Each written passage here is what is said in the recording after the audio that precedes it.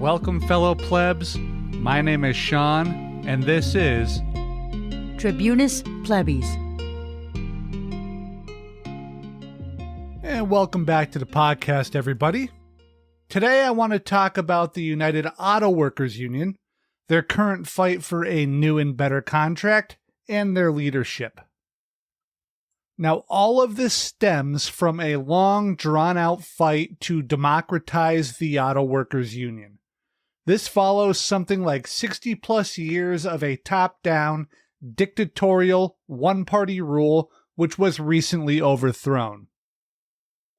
And this one-party rule was imbued in the executive board, a non-democratic board, which was sort of like a self-appointed aristocracy which ruled over the union and was firmly and thoroughly in the back pocket of the corporations. They were joined at the proverbial hip. The Auto Workers Union was founded in militancy. It won its most well-known and significant victories with militant strikes, which resulted in actual battles with police forces throughout the Midwest, but particularly in Flint, Michigan. Many auto workers were actually gunned down, shot in these strikes and these worker movements. This militancy was driven by a large socialist contingent within the union, resulting in the auto workers actually seeing, 32-hour work weeks as a standard, as a realistic goal in the 1940s and 1950s. Today, the union is making arguments for a 32-hour standard work week, and they are viewed as, impossible to please zealots. This is all, of course, after concessionary contract after concessionary contract, which has left these workers with 12-hour days, 7 days a week, for months on end. Not to mention wages which are stagnant or falling versus the inflation rate. And this all predates the current inflation crisis over the past couple of years. Now, the UAW is looking like it's definitely going to be on strike. I don't usually make predictions like that, but it's not looking good. I have several customers of mine which are organized by the UAW and involved in auto industry, directly. Two Ford warehouses kind of stick out in particular, and I've talked to multiple people there, and they're all dead-ass set on striking, and according to them, this is the prevailing attitude of the rank and file that they know from other companies when they've had meetings. It really does look like a strike is coming. The vote to authorize a strike should happen this week, perhaps even before I get this episode out, or maybe even the same day. Both the vote to authorize and the willingness to strike is due, at least in part, to the newly militant and combative stance that the union has taken since their last leadership election. Really the first true election that they've had in decades. This new leadership is headed up by a man named Sean Fain. And Sean Fain is the final Sean. He's the third of the holy trinity of labor Seans. Sean O'Brien of the Teamsters, Sean Fain of the UAW, and Sean of the Tribunus Plebis podcast. These three Seans, as you've started to call us, or Sean cubed for the cooler kids. Now, if you're not named Sean, you might not know this, but there is a very quiet, very violent war going on with mass casualties on both sides, which is being fought by the two Sean factions. On one side are the real Seans, the true Seans, the S-E-A-N Seans. On the other side are the S-H Seans, S-H-A-W-N, and the extremely rare S-H-A-U-N Seans. Sean Fain is in fact an S-H Sean. Normally, I don't trust those S-H Seans, and you shouldn't either. But Sean Fain seems pretty cool, so us S-E-A-N Seans are going to give him a conditional pass. And so this newly militant and somewhat radical union is demanding shorter work weeks, fewer hours, higher pay, better benefits, and much, much more. The rank-and-file auto workers are seeking those higher wages and benefits for sure, but they are also trying to get better overall quality of life as well. They are battling for better lives. The auto companies are looking for concessions. They are trying to wring their workers for even more profits, bigger bonuses, and to make the already ultra-wealthy and powerful even more wealthy and even more powerful. We here at Tribunus Plebes, we know which side that we are on. So let's dig into this subject and see what is really happening here.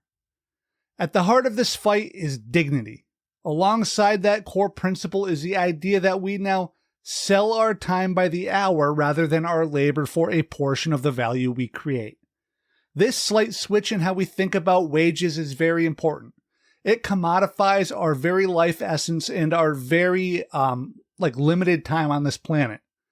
That value time commodity issue isn't just pedantic either. It blurs and obfuscates the true value of our labor and really the true value of our entire lives. We have been changed into a weird amalgam of worker and consumer above all else.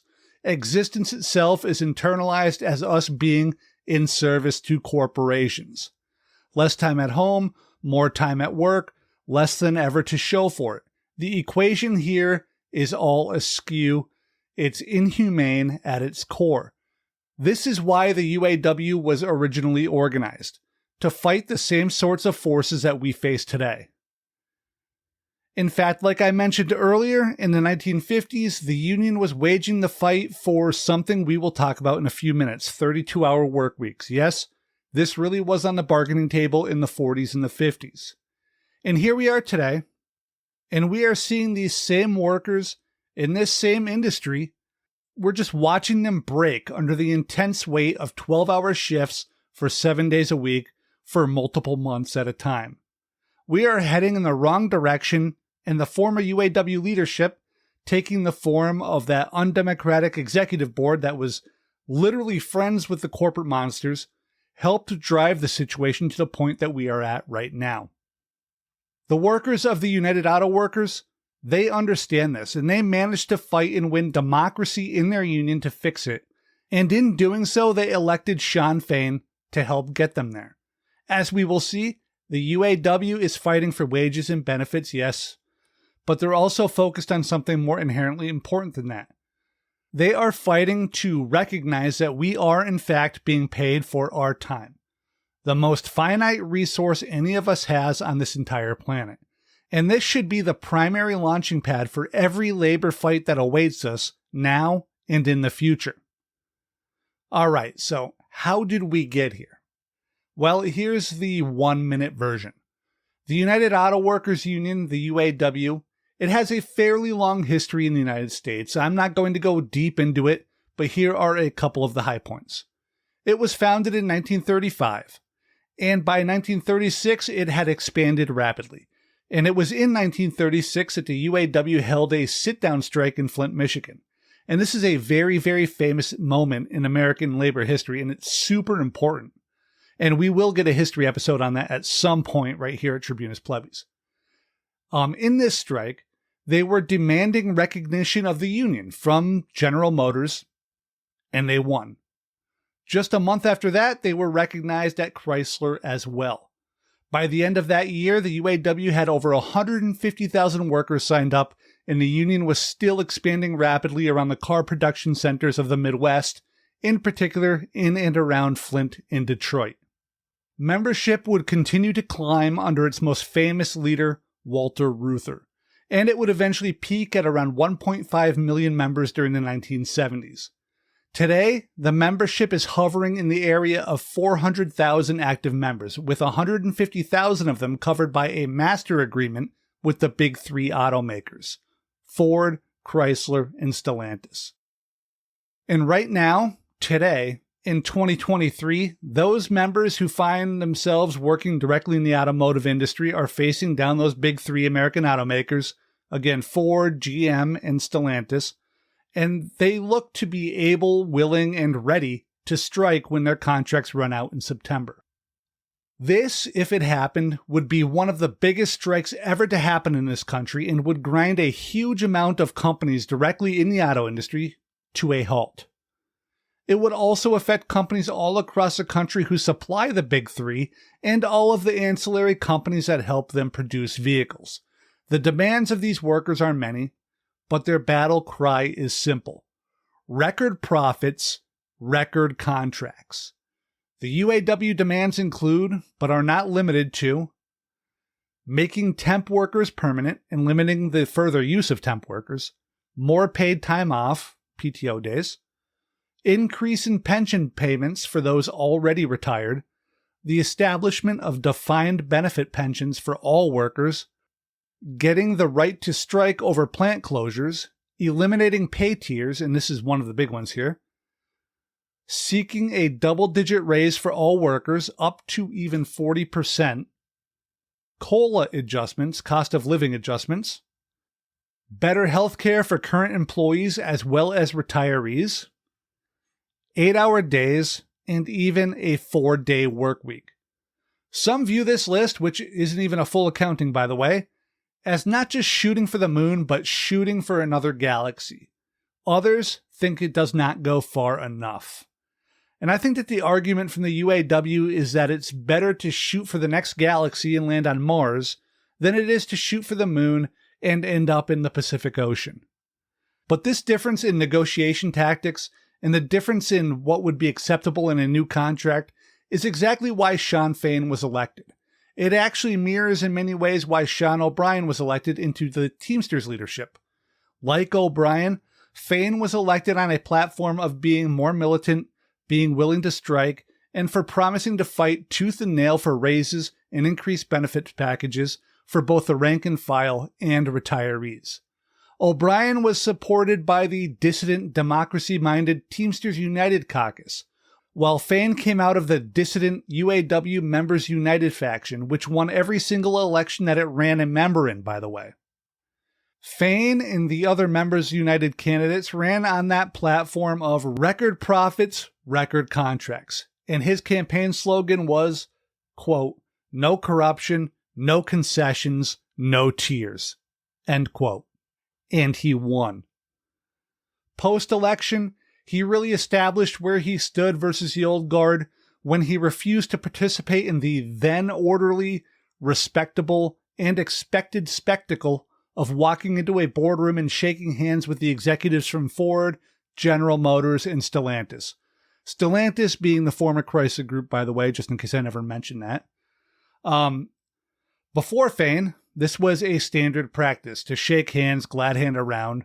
It was a way for the conciliatory UAW leaders to show the politicians and the mega-wealthy auto industry investors that they would not rock the boat and would accept a corporate-friendly deal, and that the UAW would stab its own workers in their backs. Fain rejected this weak show of friendliness and, let's be honest, this mark of corruption, and instead he went to 3 production plants, one of each of the car makers, and he shook hands with the men and women on those shop floors. In doing this, he shunned the overly friendly, corporate-friendly, concessionary stance that his predecessors tended to take, and he signaled to his union brothers and sisters that business would not be done as usual, and that the greedy corporate dorks were in for a fight. Fain's win was only possible because those same forces which propelled him to victory in 2023 had fought for democracy within the union in 2021, and they had won that fight. It's wild that democracy had to be fought for so hard, but once won, the rank and file were able to cast aside the previous gatekeepers, the administration caucus, which had run the union undemocratically for decades and had been corrupted and gone rotten, perpetuating an old boy network that was overly friendly to the Detroit suits and unresponsive to the rank and file. This victory opened the door for direct elections for the first time since the union's early years. The result was, of course, like I said a couple times now, Sean Fain's victory. But the victory, it wasn't overwhelming. In fact, he won by an extremely narrow margin and in an election that had only an 18% turnout. That means he won by a relatively small handful of votes.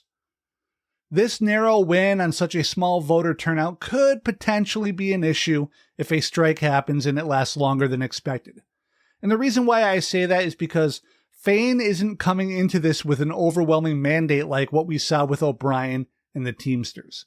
Fain could very easily find himself on shaky footing if things turn sour with a long strike.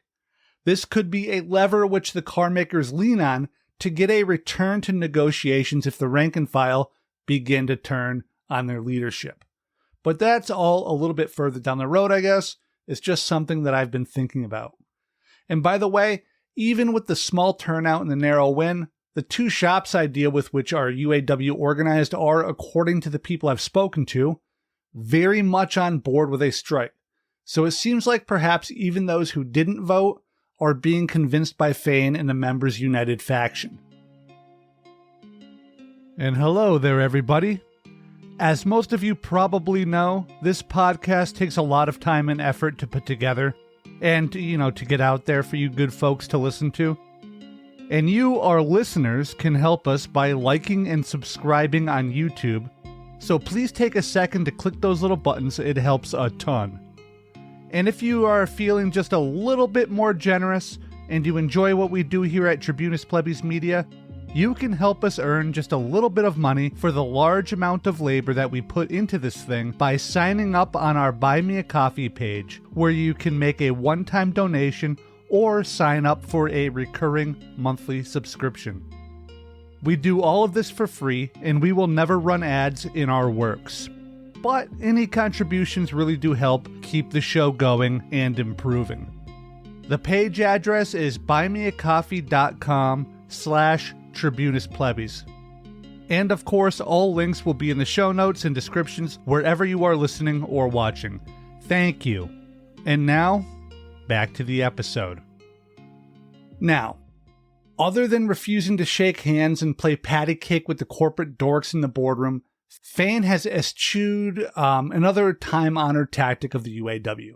He has so far refused to decide which of the big three to actually strike, stirring a fear that he may do the previously unthinkable and strike against all three at once. For many years, the UAW, when they felt they needed to strike, it has chosen one target, and that target was usually the manufacturer which was doing the best at the time.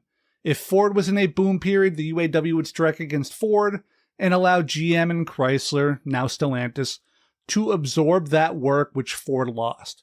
In times where maybe GM was riding high, they'd strike GM and let Ford and Chrysler free feed for a few weeks before ending the strike, and so on. It's been a tried and true method. Cripple one of the big three car makers while allowing the other two to gorge. And if they do go that way again, it looks like Stellantis will probably be the target. They have been doing very well lately, especially with their Jeep imprint. But Fain and the UAW continue to insist that Stellantis isn't the target and that the big three are, sending waves of fear across the country. One seat-making company said that a strike against Stellantis would cost them $60 million over a couple of weeks, but a strike against all three would cost them north of $150 million. And that's just one company making car seats. There are hundreds, thousands even, of vendors all across the country making everything from thermal-formed plastic dashboards to stamped sheet metal body panels to hinges and wiring harnesses. All of these companies would be affected by a strike. Recently, Stellantis sent a contract proposal to UAW, which Fain called concessionary, and literally tossed into a trash can, saying that that's where the contract belonged because it was in fact garbage.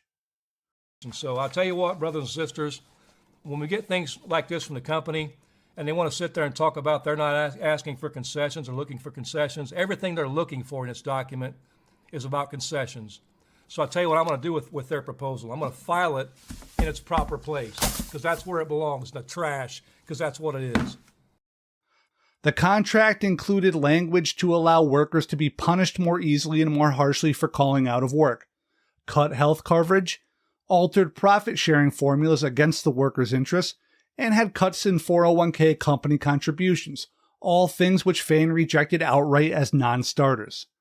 A lot of people view the union demands, raises, 8-hour days, better health care, and so on, as beyond the pale. But when a corporation says they want to have 12-hour days, cut health care, lower 401k contributions, and so on, they just say, yeah, of course, these guys are so smart. And this is a good litmus test on where people stand, a way to answer which side that they are on. The CEOs of the big three automakers saw their compensation rise by an average of 40% since the last contract, and nobody batted an eye. It would take the average factory worker at one of these assembly plants almost 20 years to make what the GM CEO Mary Barra made in a single week. So why not a 40% raise for the workers as well? I mean, hell, if they don't get it, why not ask, right? Why not shoot for the next galaxy and take Neptune or Saturn or Mars? Why be happy with not reaching the moon and burning up on re-entry? The UAW has been in a spot of bargaining from a weak position over the last several contracts, all for various reasons, including the 2008 financial crisis. And they've taken hits and given concessions to the big three. Hell, two of those companies even required federal bailouts, and the union granted concessions as well to save them and to save the jobs of those in those factories. And now that the companies are flush with cash, profits, and soon to be coming electric vehicle subsidies from the feds, and more on battery factories in a moment, by the way, why shouldn't they ask for more? Why not demand it, and why won't these greedy companies agree to any of these terms? Like, not even one of them. They are sure as hell glad to take money from the workers in downtimes, aren't they? But now they refuse to bargain in good faith when their purses are bursting at the seams. A 40% raise may seem wild, but the workers deserve it, not the CEOs. And just in case what I just said isn't clear, the workers are infinitely more deserving of a 40% raise than any dork-ass CEO ever will be. And that's not an exaggeration or a joke, it's just plain truth. Even demands as mild and ordinary as asking for a return to 8-hour workdays seems like something out of a fever dream to many people. They can't possibly comprehend workers having the gall to want to put an end to working 12 hours a day and 7 days a week for months on end with no say in it. Here's something from a study which I used in an earlier episode of this podcast.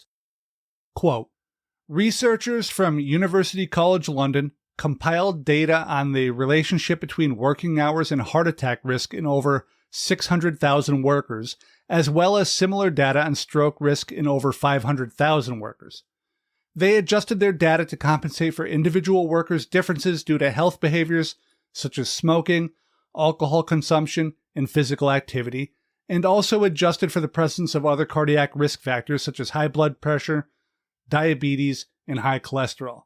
They found that those who work more than 55 hours per week had a 13% greater risk of a heart attack and were 33% more likely to suffer a stroke compared to those who worked 35 to 40 hours per week.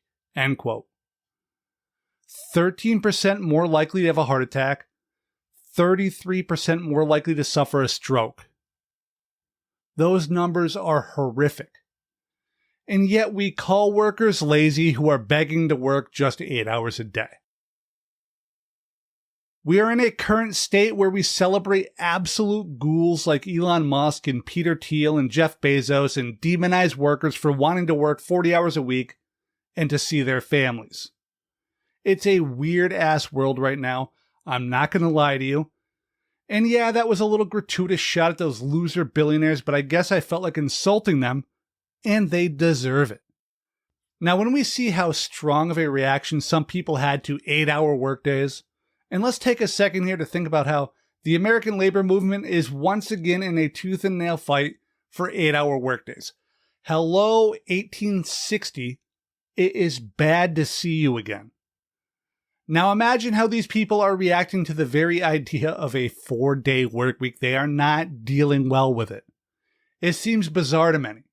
But those many, they haven't been working 12-hour days, 7 days a week for months on end, like a lot of the factory workers have, producing cars for Detroit's 3 big car companies, the ultra-profitable Big Three. This demand may also be an effort to create more jobs as well, and to create more workers to organize, fulfilling 2 key points of the new leadership's mission, to create more good jobs and to build membership numbers. There is also another problem with the battery plants which supply the car makers. Assembly workers in the auto factories will make twice as much as the ununionized battery plant workers, and Fain has made organizing those plants a key goal moving forward, a move which these companies have so far successfully deflected. This is actually an incredibly important fight that the UAW and labor in general needs to get in and has to win. With the general trend towards hybrid, but especially towards full electric vehicles, there will be ever more demand for these batteries, and organizing these factories is absolutely needed and should be a fundamental point of focus for the UAW first, but really any other union as well. We need to fold those battery workers into these contracts. The move to electric will continue to be supercharged as well with the coming federal subsidies that are going to flow to these car makers in the near future. Another problem that needs to be addressed is the GM subsidiary of GM Subsystems. GM Subsystems controls some of the warehouses and supply chain employees at some GM plants, and it pays them much lower wages than the assembly line employees. This is creating the two-tier problem that we've seen so often in these past few years of strikes. The UAW has to be worried that GM will keep pushing more and more jobs to GM Subsystems and the lower wages under the subsidiary, and that they will move them away from the higher paid areas. All tiered pay systems need to go, period. Not just in the auto industry or just for UAW workers. We've seen this fight, like I think I mentioned earlier, in various union fights over the past several years. They are put in there, these tier systems, to divide workers and keep them focused on each other rather than on the real enemy, the C-suite dorks who profit off of their labor. All tiers must be eradicated in every contract, in every industry, in every union. This shouldn't even be controversial. Unfortunately, it is. All of the UAW's demands are, sadly enough, controversial. This in spite of the basic self-love and recognition of our humanity, which drives them. Our current state in this country is a deference to corporate greed, a constant bending of the knee to corporate wants and needs, and a glorification of the literal sacrifice of the American working class to sate these needs. We work longer, we work harder, we earn less, and we can never retire. We get less time with our friends, family, and even with ourselves. We are constantly assaulted with inflation, yes, but mostly just corporate price gouging in pursuit of maximal profits while our wages remain stagnant at best. But mostly, we just fall behind versus the greedflation of the COVID era. We work more hours, take second jobs, degrade our health, both physical and mental, and we degrade ourselves emotionally and mentally as well, just to tread water and maintain some semblance of the standard of living that we had just a few years ago. The UAW is in for a fight, and they are on the righteous side of this battle. They are fighting for wages, healthcare, and retirement, yes, of course, but they're also fighting for recognition and dignity. We here at Tribunus Plebis Media, of course, stand with the UAW workers and all workers always in solidarity. We hope that these brave workers get everything that they want in their upcoming contract, strike or no strike. Solidarity now, solidarity forever. And that, my friends, is the end of the episode. I hope you liked it. Please, like, subscribe, comment wherever you are. Follow us wherever you are. All the links are below in the description, no matter where you're listening to this. Yeah, that's it. Thank you, guys. Thank you for always listening, and I love you all.